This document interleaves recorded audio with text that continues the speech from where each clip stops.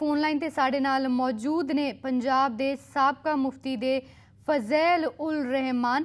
रहमान साहब, ये जो फैसला है सुप्रीम कोर्ट का, इससे मुस्लिम भाईचारे के मसलों में कितना असर पड़ेगा?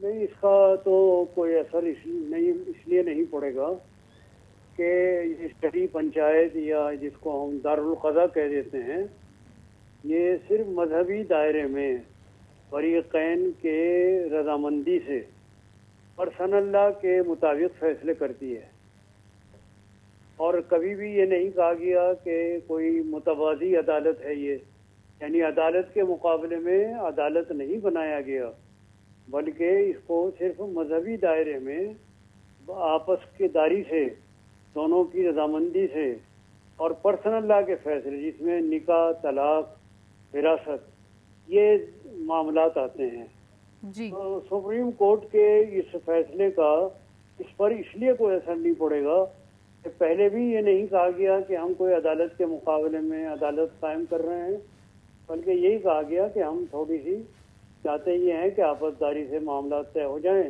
और अदालतों का बोझ जितना कम हो सके बहुत अच्छा है।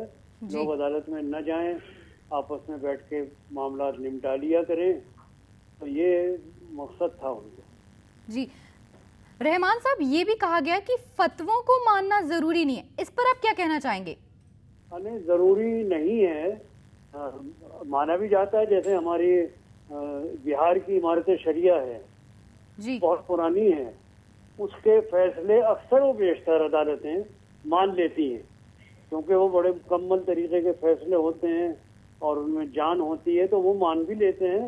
लेकिन अदालत कोई फैसले मानने पर मजबूर नहीं है, अगर चाहे तो माने और चाहे तो न माने, ये उसकी मर्जी है।